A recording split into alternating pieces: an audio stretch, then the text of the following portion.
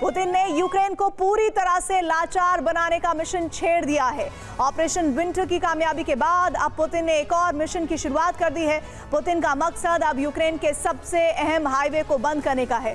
Putin का मकसद Europe की सबसे अहम सड़क E95 को पूरी तरह से अपने कब्जे में लेना है। ये सड़क सेंट पीटर्सबर्ग से शुरू होकर बेलारूस होते हुए पूरे यूक्रेन को 2 हिस्सों में बांटते हुए ओडेसा तक जाती है।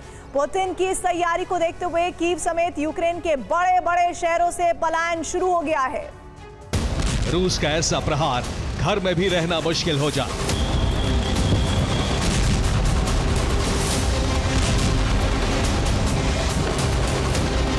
पुतिन की 2 रणनीति जिससे यूक्रेन सरेंडर को मजबूर हो जाएगा।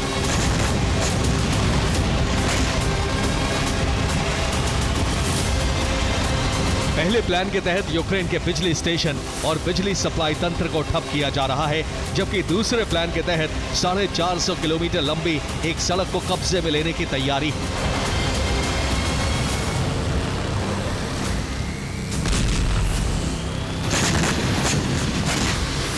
यूक्रेन की राजधानी कीव पर हमलों के बीच ही इस रणनीति को आगे बढ़ाया जा रहा है, क्योंकि रूस को जिस सड़क पर कब्जा करना है वो कीव से ही शुरू होती है।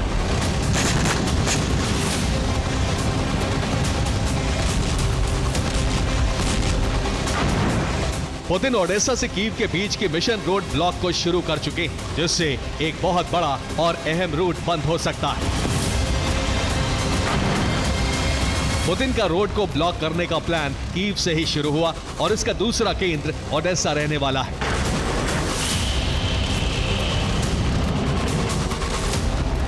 कीव और ओडेसा दोनों जगहों पर रूसी ड्रोन और मिसाइलों की बरसात हो रही है।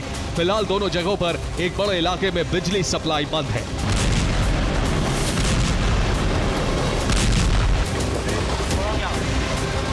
लेकिन इन हमलों के बीच रूस लगातार किंजल मिसाइलों का इस्तेमाल कर रहा है।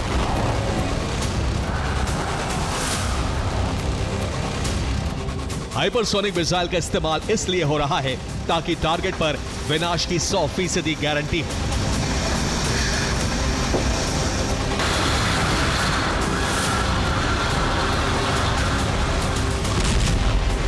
कीव पर ड्रोन बैलिस्टिक मिसाइल से हमले हुए। हाइपरसोनिक किंजल से भी हमला किया गया। कीव में बिजली स्टेशन के साथ सड़कों को भी टारगेट किया गया।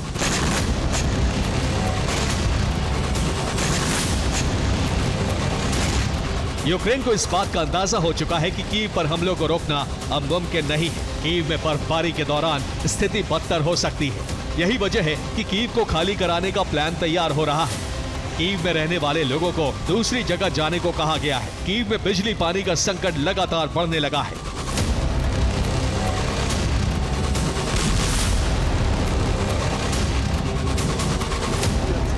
कीव पर लगातार हमलों के बीच ही पुतिन की एक और रणनीति आगे बढ़ रही है।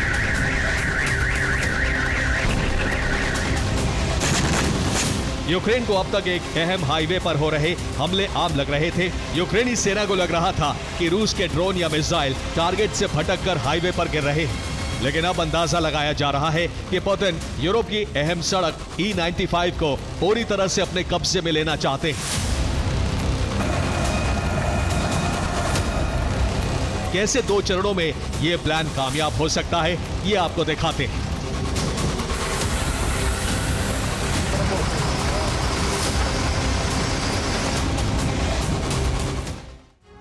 पुतिन फिलहाल यूक्रेन के M05 हाईवे को टारगेट कर रहे हैं। ये हाईवे कीव से ओडेसा तक जाता है। ये इंटरनेशनल हाईवे का हिस्सा है जो यूक्रेन में M05 के नाम से जाना जाता है। 453 किलोमीटर लंबे हाईवे को पुतिन अपने कब्जे में लेने की कोशिश में है, क्योंकि ये यूक्रेन को 2 हिस्सों में भी बांटता है और बिल्कुल बीच से गुजरता है।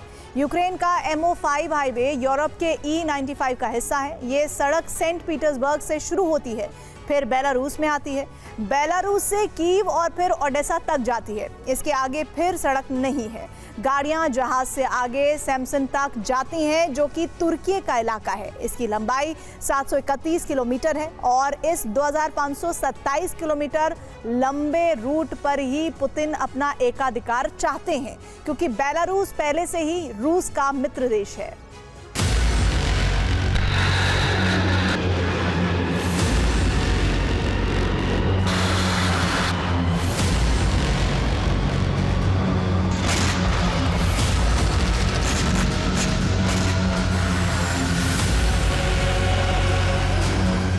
यूक्रेन इस वक्त बिजली स्टेशन और थर्मल पावर प्लांट को ठीक करने की कोशिश में है।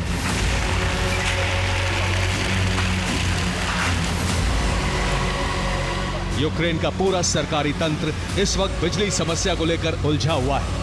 पुतिन इसी का फायदा उठाना चाहते हैं और यूरोप की अहम सड़क को कब्जे में लेने की कोशिश में है।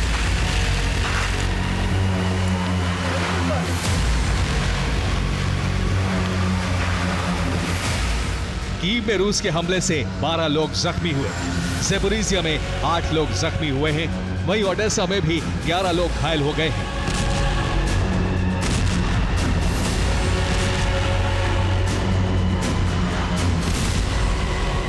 हर जगह पर रूस का टारगेट बिजली सप्लाई केंद्र ही था। बिजली सबस्टेशन के अलावा अब thermal power plant, hydro power plant को भी निशाना बनाया जा रहा है।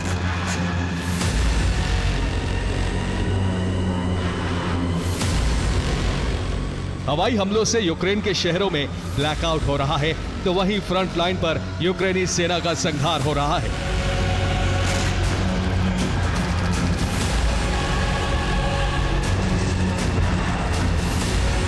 रूसी रक्षा मंत्रालय के मुताबिक उत्तरी यूक्रेन में 7 दिनों में 1355 यूक्रेनी सैनिकों की मौत हुई है।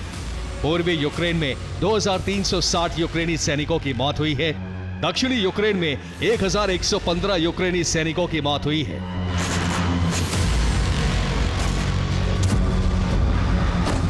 रूस का दावा है कि यूक्रेन के हमलों को नाकाम किया जा रहा है। यूक्रेनी गाइडेड बम भी हवा में नष्ट हो रहे हैं।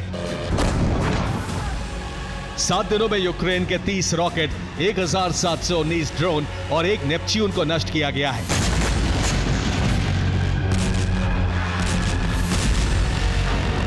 यूक्रेन के लिए अब सबसे बड़ी चुनौती यूक्रेनी शहरों को ब्लैकआउट से बचाने की है और इसके लिए मजबूत एयर डिफेंस जरूरी है। शुक्रवार रात ही कीव में 2 थर्मल पावर प्लांट को नष्ट कर दिया गया।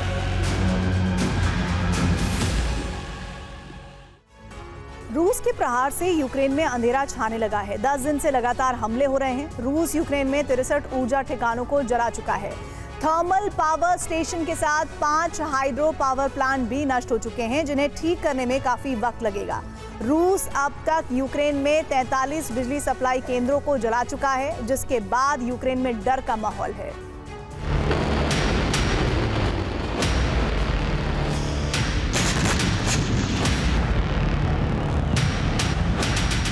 रूस ने ओडेसा पर भी भीषण प्रहार किया है और हमलों के बाद से एक बड़े इलाके में बिजली की सप्लाई बंद हो गई है।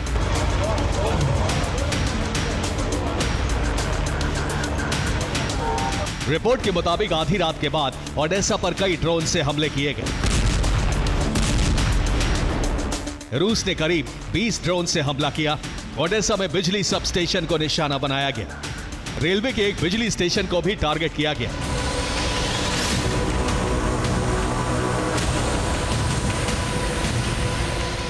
रूस के हमलों के बाद बिजली स्टेशन में आग लग गई और पूरे इलाके में अंधेरा छा गया। ओडेसा के कुछ इलाकों में पानी की सप्लाई भी रुक गई।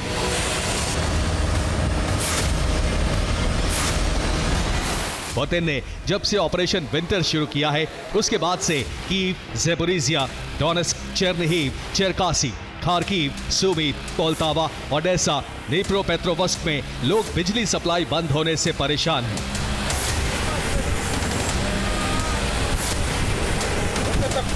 अब आप अंदाजा लगा सकते हैं कि अक्टूबर खत्म होने तक यूक्रेन में कैसी स्थिति होगी। नवंबर और फिर क्रिसमस और न्यू ईयर पर यूक्रेन में लोगों के लिए कितनी मुश्किलें होंगी। Bureau report, TV9 Bharatvarsh. Putin ने यूक्रेन को पूरी तरह से लाचार बनाने का मिशन छेड़ दिया है। ऑपरेशन विंटर की कामयाबी के बाद अब पुतिन ने एक और मिशन की शुरुआत कर दी है। पुतिन का मकसद अब यूक्रेन के सबसे अहम हाईवे को बंद करने का है। पुतिन का मकसद यूरोप की सबसे अहम सड़क E95 को पूरी तरह से अपने कब्जे में लेना है। ये सड़क सेंट पीटर्सबर्ग से शुरू होकर बेलारूस होते हुए पूरे यूक्रेन को 2 हिस्सों में बांटते हुए ओडेसा तक जाती है। पुतिन की इस तैयारी को देखते हुए कीव समेत यूक्रेन के बड़े बड़े शहरों से पलायन शुरू हो गया है। रूस का ऐसा प्रहार घर में भी रहना मुश्किल हो जाए।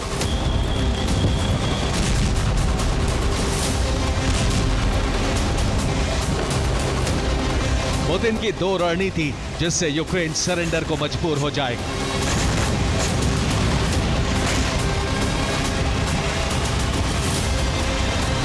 पहले प्लान के तहत यूक्रेन के बिजली स्टेशन और बिजली सप्लाई तंत्र को ठप किया जा रहा है, जबकि दूसरे प्लान के तहत 450 किलोमीटर लंबी एक सड़क को कब्जे में लेने की तैयारी है।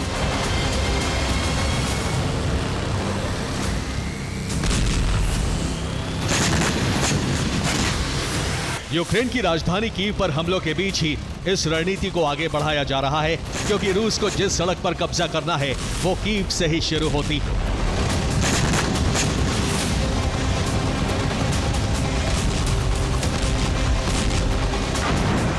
पुतिन ओडेसा से कीव के बीच की मिशन रोड ब्लॉक को शुरू कर चुके हैं, जिससे एक बहुत बड़ा और अहम रूट बंद हो सकता है। पुतिन का रोड को ब्लॉक करने का प्लान कीव से ही शुरू हुआ और इसका दूसरा केंद्र ओडेसा रहने वाला है।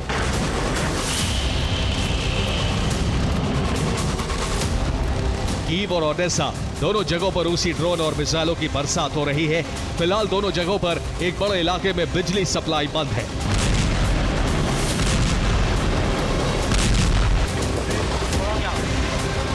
लेकिन इन हमलों के बीच रूस लगातार किंजल मिसाइलों का इस्तेमाल कर रहा है।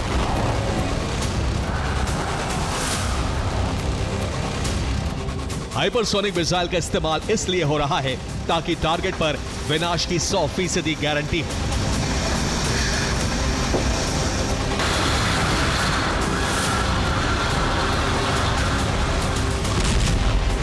कीव पर ड्रोन बैलिस्टिक मिसाइल से हमले हुए, हाइपरसोनिक किंजल से भी हमला किया गया। कीव में बिजली स्टेशन के साथ सड़कों को भी टारगेट किया गया।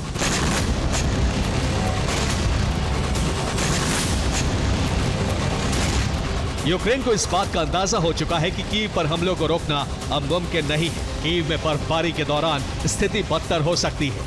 यही वजह है कि कीव को खाली कराने का प्लान तैयार हो रहा है। कीव में रहने वाले लोगों को दूसरी जगह जाने को कहा गया है। कीव में बिजली पानी का संकट लगातार बढ़ने लगा है।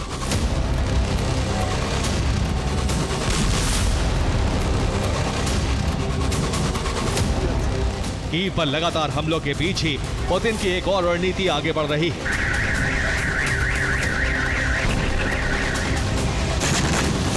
यूक्रेन को अब तक एक अहम हाईवे पर हो रहे हमले आम लग रहे थे। यूक्रेनी सेना को लग रहा था कि रूस के ड्रोन या मिसाइल टारगेट से भटककर हाईवे पर गिर रहे हैं। लेकिन अब अंदाजा लगाया जा रहा है कि पुतिन यूरोप की अहम सड़क E95 को पूरी तरह से अपने कब्जे में लेना चाहते हैं।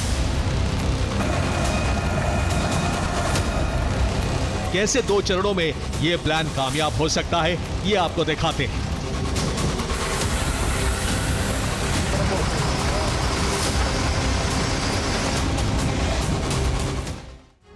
पुतिन फिलहाल यूक्रेन के M05 हाईवे को टारगेट कर रहे हैं। ये हाईवे कीव से ओडेसा तक जाता है। ये इंटरनेशनल हाईवे का हिस्सा है जो यूक्रेन में M05 के नाम से जाना जाता है। 453 किलोमीटर लंबे हाईवे को पुतिन अपने कब्जे में लेने की कोशिश में है, क्योंकि ये यूक्रेन को 2 हिस्सों में भी बांटता है और बिल्कुल बीच से गुजरता है। यूक्रेन का M05 हाईवे यूरोप के E95 का हिस्सा है। ये सड़क सेंट पीटर्सबर्ग से शुरू होती है, फिर बेलारूस में आती है, बेलारूस से कीव और फिर ओडेसा तक जाती है। इसके आगे फिर सड़क नहीं है। गाड़ियां जहाज से आगे सैमसन तक जाती हैं, जो कि तुर्की का इलाका है। इसकी लंबाई 731 किलोमीटर है और इस 2527 किलोमीटर लंबे रूट पर ही पुतिन अपना एकाधिकार चाहते हैं, क्योंकि बेलारूस पहले से ही रूस का मित्र देश है।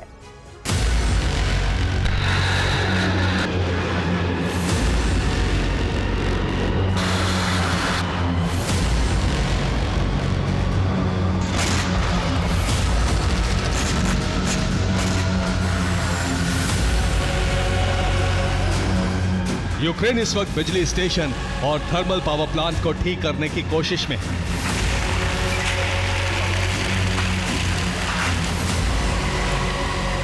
यूक्रेन का पूरा सरकारी तंत्र इस वक्त बिजली समस्या को लेकर उलझा हुआ है। पुतिन इसी का फायदा उठाना चाहते हैं और यूरोप की अहम सड़क को कब्जे में लेने की कोशिश में है।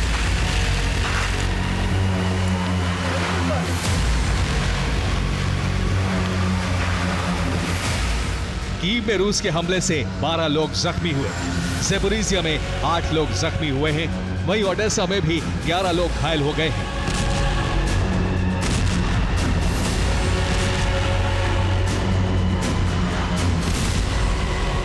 हर जगह पर रूस का टारगेट बिजली सप्लाई केंद्र ही था।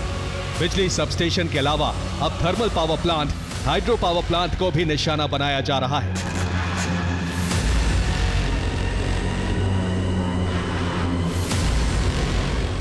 हवाई हमलों से यूक्रेन के शहरों में ब्लैकआउट हो रहा है, तो वहीं फ्रंट लाइन पर यूक्रेनी सेना का संहार हो रहा है।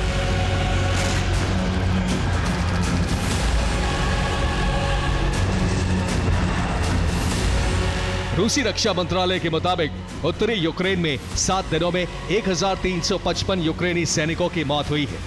पूर्वी यूक्रेन में 2360 यूक्रेनी सैनिकों की मौत हुई है। दक्षिणी यूक्रेन में 1115 यूक्रेनी सैनिकों की मौत हुई है।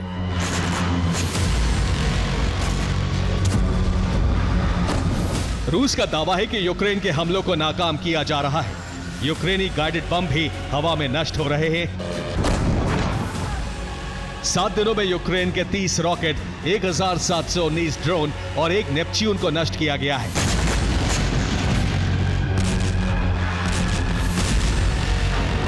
यूक्रेन के लिए अब सबसे बड़ी चुनौती यूक्रेनी शहरों को ब्लैकआउट से बचाने की है और इसके लिए मजबूत एयर डिफेंस जरूरी है। शुक्रवार रात ही कीव में 2 थर्मल पावर प्लांट को नष्ट कर दिया गया। रूस के प्रहार से यूक्रेन में अंधेरा छाने लगा है। 10 दिन से लगातार हमले हो रहे हैं। रूस यूक्रेन में 63 ऊर्जा ठिकानों को जला चुका है। थर्मल पावर स्टेशन के साथ 5 हाइड्रो पावर प्लांट भी नष्ट हो चुके हैं, जिन्हें ठीक करने में काफी वक्त लगेगा। रूस अब तक यूक्रेन में 43 बिजली सप्लाई केंद्रों को जला चुका है, जिसके बाद यूक्रेन में डर का माहौल है।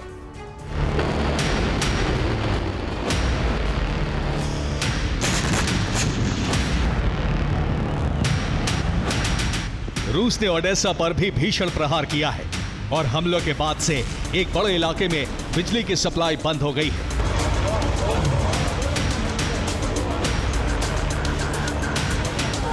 रिपोर्ट के मुताबिक आधी रात के बाद ओडेसा पर कई ड्रोन से हमले किए गए।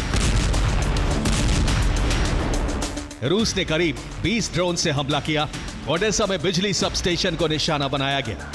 रेलवे के एक बिजली स्टेशन को भी टारगेट किया गया।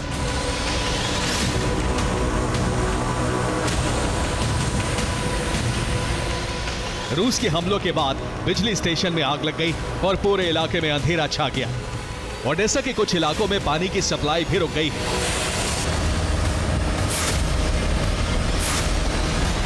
पुतिन ने जब से ऑपरेशन विंटर शुरू किया है, उसके बाद से Kyiv, Zaporizhzhia, Donetsk, Chernihiv, Cherkasy, Kharkiv, Sumy, Poltava, Odesa, Dnipropetrovsk में लोग बिजली सप्लाई बंद होने से परेशान हैं।